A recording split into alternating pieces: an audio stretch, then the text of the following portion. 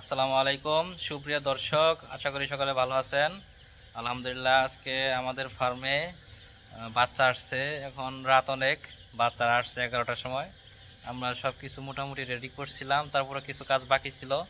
এখন আলহামদুলিল্লাহ এই হচ্ছে আমাদের বাচ্চা, RRP কোম্পানির একদিন বয়সে বাচ্চা। আলহামদুলিল্লাহ, এই গ্রেডের বাচ্চা।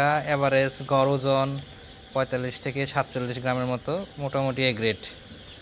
এখানে আমরা ব্রুডিংটা রেডি করে রাখছি আগেই।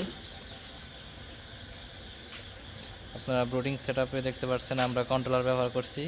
আমরা প্রত্যেকটি আমাদের ব্রুডিং সেটআপে সবসময়ই ভালো মানের কন্ট্রোলার ব্যবহার করি। এটা হচ্ছে STC 1000 কন্ট্রোলার। বিশেষ করে যারা নতুন তাদের এই সমস্যাটা বেশি হয় যে ব্রুডিংয়ের তাপমাত্রাটা সঠিকভাবে পায় না।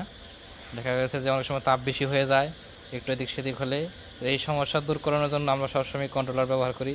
যেহেতু সবসময় অনেক সময় আমরা খামারে একটু অনুপস্থিত থাকতে পারি, সমস্যা হতে পারে, তো সেই কারণে আমরা ব্যবহার করি। সে আমাদের বড় ভাই উদ্যোক্তা, সে এখানে যে গ্লুকোভেট মিশাচ্ছে। এটা হচ্ছে গ্লুকোজ স্যালাইন, ভিটামিন সি যুক্ত। এটা প্রথমে বাচ্চা আনার পরে আমরা 6 ঘন্টা এটা আমরা খাওয়াবো। এটা আপনারা 1 লিটার পানিতে 50 গ্রাম করে মিশাবেন।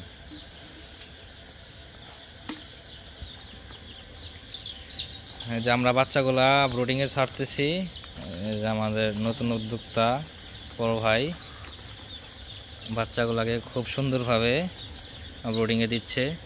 আমরা আগে গ্লুকোজের পানিটা দিয়ে দিছি।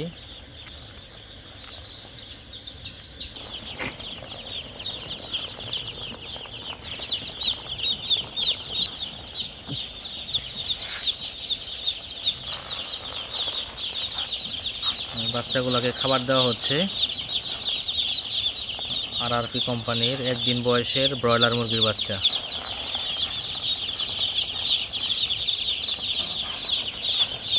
আলহামদুলিল্লাহ, বাচ্চাগুলো একদম সুস্থ সবল আছে।